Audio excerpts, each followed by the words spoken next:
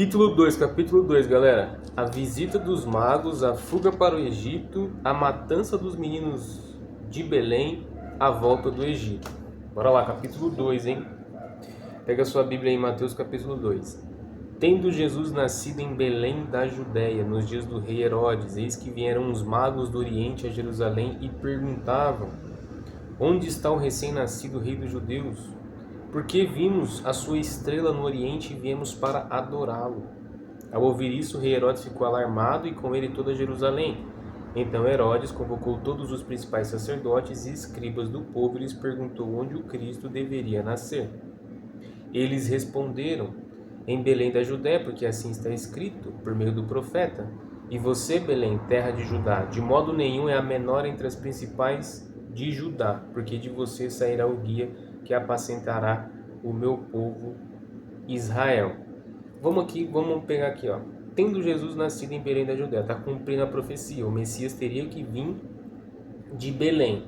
Aqui é interessante que entre o nascimento dele e essa visita dos magos aqui tem mais ou menos uns 2 anos de diferença. Então Jesus era bem pequenininho, uns 2, 3 anos provavelmente. Outra coisa interessante, depois que Jesus vai começar a pregar lá com 30 anos de idade, a gente vai perceber que as pessoas vão se perguntar, mas o Messias ele teria que vir de Belém, então eles não sabiam disso aqui. Porque como a gente vai ver depois, Jesus vai para outra cidade, porque ele vai fugir para o Egito, depois vai voltar de novo, entendeu? Mas só para a gente ter uma ideia. Aí os magos perguntam: Onde está o recém-nascido rei dos judeus? Porque vimos a sua estrela no Oriente e viemos adorá-lo. Agora, a questão interessante aqui, quem são esses magos? O porquê que eles estão indo adorar Jesus? Por que eles estão seguindo a estrela? Que estrela é essa? Então, assim, já dá para ter uma ideia que a estrela não foi algo, por exemplo, normal, provavelmente foi uma providência divina, entendeu? O percurso Porque imagina, muito provavelmente esses magos saíram da Babilônia. Se a gente pesquisar, você vai ver que é mais de 100 quilômetros. Então, assim, era uma providência divina que fez com que esses magos seguissem. Agora, por que uns magos, porque o mago não tem nada a ver com a Bíblia, não tem nada a ver com o cristão, por que eles foram? Aí é uma questão obscura, a gente não consegue entender. O único paralelo que a gente pode imaginar é que, por exemplo, todas as religiões, em certo sentido, elas buscam indiretamente, vamos dizer assim, o mesmo Deus, por mais que seja de maneiras diferentes.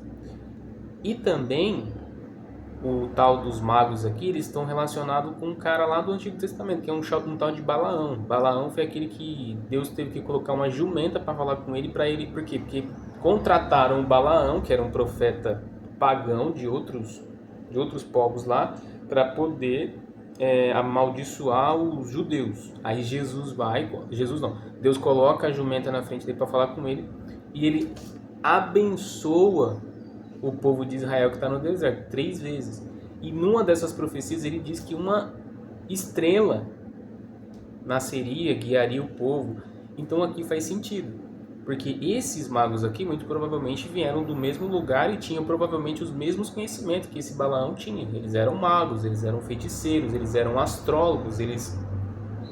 Perceba que eles estão seguindo a estrela. Onde está o recém-nascido dos judeus? Porque vimos a estrela no Oriente e viemos para adorá-lo. Ao ouvir isso, o rei Herodes ficou alarmado e com ele toda Jerusalém. É claro, que como que vai nascer um rei, sendo que o Herodes ali era o que reinava?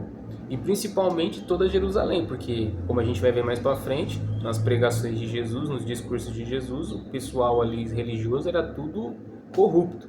Então ficaram alarmados porque iam tomar, em certo sentido, o lugar deles, né? Mas perceba o contraste da humildade do nascimento de Jesus e de toda a história dele. Em Belém da Judéia, porque assim está escrito por meio do profeta: E você, Belém, terra de Judá, de modo nenhum é a menor entre as principais de Judá, porque de você sairá o guia que apacentará o seu povo Israel. Ou seja, o contraste aqui da humildade do nascimento de Jesus, que a gente já viu quem é os pais deles, né? Maria e José, o povo mais humilde, mais simplório de Israel ali, e agora também falando com relação à cidade. Então perceba como que para vir ao mundo, Deus, o Espírito Santo, o próprio Jesus escolheu a cidadezinha mais fraca, a cidadezinha mais humilde. Com isso, Herodes, tendo chamado os magos para uma reunião secreta, perguntou-lhes sobre o tempo exato em que a estrela havia aparecido, e enviando-os a Belém, disse-lhes: vão e busquem informações precisas a respeito do menino, e quando o tiverem encontrado, avise-me para eu também ir adorá-lo. Aqui o Herodes está usando de esperteza, né? Porque ele sabendo onde os magos vão, então ele iria ter acesso ao bebê, né? Aí ele poderia matar. Mas como a gente vai ver, Deus vai interceder de novo.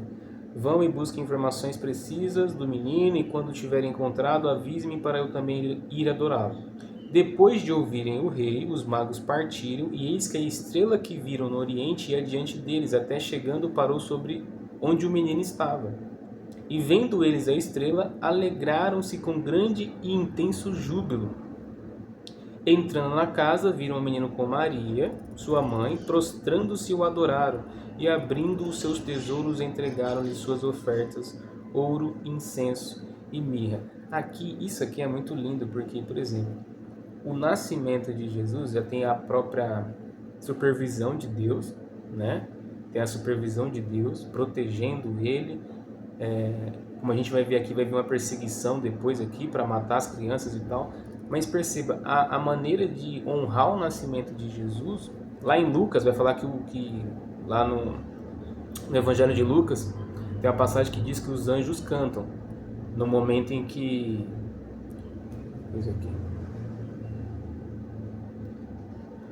que eles cantam, eles fazem um louvor no momento em que Jesus nasce.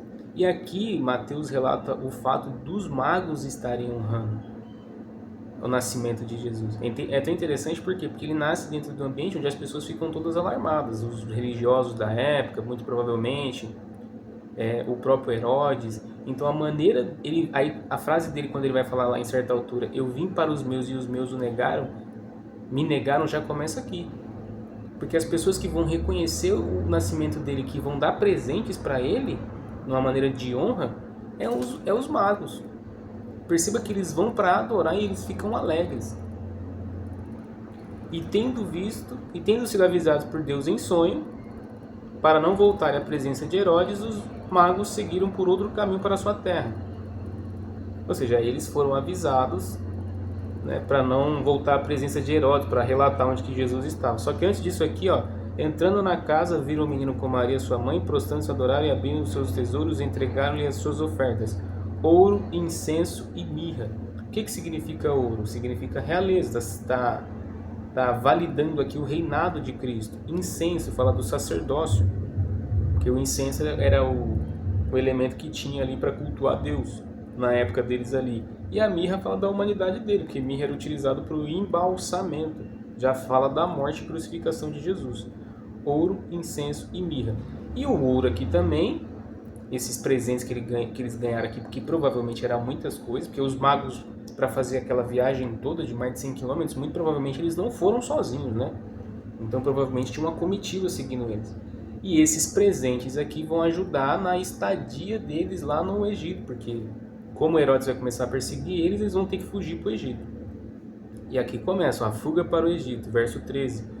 Depois que os magos foram embora, um anjo do Senhor apareceu em sonho a José e disse: levanta-se, tome o menino e a sua mãe e fuja para o Egito. Fique por lá até que eu avise você. De novo, a presença de Deus aqui na vida do pequeno Jesus. Porque Herodes há de procurar o menino para matá-lo. Levantando-se, José tomou de noite o menino e a sua mãe partiu para o Egito, onde ficou até a morte de Herodes. Ele esperou Herodes morrer. O que provavelmente não demorou muito, tá? Sei lá, uns 3, 4, 5 anos, eu acho. Onde ficou até a morte de Herodes, isso aconteceu para se cumprir o que foi dito pelo Senhor por meio do profeta. Do Egito chamei o menino. Perceba como que Mateus está fazendo o alinhamento entre o nascimento, a messiandade, né? o processo do Messias. Ele está utilizando o Antigo Testamento para confirmar que Jesus realmente é o Messias. Do Egito chamei meu menino, assim como Deus lá no Antigo Testamento tirou o Egito, tirou o pessoal do Egito, né, para colocar na Terra Prometida, para levar para a Terra Prometida através de Moisés e de Josué. Aqui também ele vai chamar Jesus. Então perceba que como que tem um paralelo muito grande. Assim também com a perseguição dos meninos. Então essa primeira parte aqui, esse capítulo 2, está mostrando muito a relação do menino Jesus com o menino Moisés, que o Moisés também foi tirado da água, as crianças tinham morrido e aquela coisa toda. A matança dos meninos de Belém. Vendo-se iludido pelos magos, porque os magos não voltaram, né?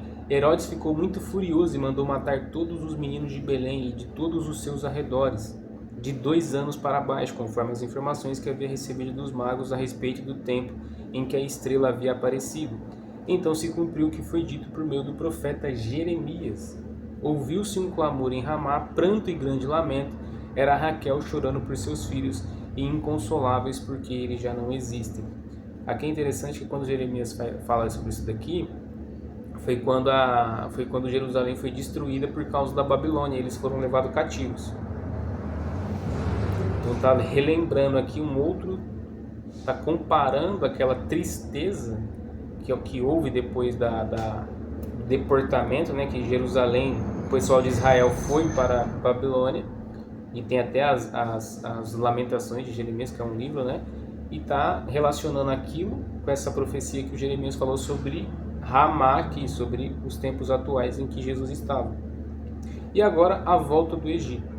Depois da morte de Herodes, um anjo do Senhor apareceu em sonho a José e ele disse: levante-se, tome o menino e a sua mãe e vá para a terra de Israel, porque os que queriam matar o menino já morreram. Levantando-se José, tomou o menino e a sua mãe e voltou para a terra de Israel. Porém, ouvindo que Arquelau aqui era o filho do Herodes, reinava na Judéia em lugar de seu pai, teve medo de ir para lá. E tendo sido avisado por Deus em sonho, José foi para a região da Galileia. E aqui vai ser praticamente o centro de onde Jesus vai pregar, vai fazer muitas coisas aqui. Era praticamente um dos locais das regiões que ele mais ficou. Galileia era o lugar dos gentios. Jerusalém era um povo que seguia a tradição, seguia o Antigo Testamento. Eram os fariseus, eram os saduceus, aquele povo que a gente vai ver mais para frente aqui. E Galileia era um povo misto. Então tinha povo de todas as etnias ali. E ele foi para a região da Galileia e foi morar numa cidade chamada Nazaré. A Judá de Belém já era uma cidade significante, Nazaré aqui era o insignificante do insignificante para os judeus. Para se cumprir o que foi dito por meio dos profetas, ele será chamado Nazareno. Só que a cidade de Nazaré é interessante, deixa eu achar aqui rapidinho para vocês aqui, porque ela tem um significado interessante, a cidade de Nazaré. Deixa eu achar aqui, 23... Nazaré dos montes da Baixa Galileia, na metade do caminho entre o mar Mediterrâneo e o mar da Galileia, era um vilarejo relativamente pequeno. Indicam que José e Maria já haviam ido a Jerusalém, a Nazaré. Mateus está citando, Não mostra aqui, Nazaré soa semelhante à palavra renovo. Olha que interessante. Nazaré soa semelhante à palavra para renovo em hebraico, que era uma designação para Messias, Nazareno, o renovador. Então veja que como tudo, a beleza da Bíblia é isso, é a simbologia, né? E nós que terminamos o capítulo 2, te espero no capítulo 3.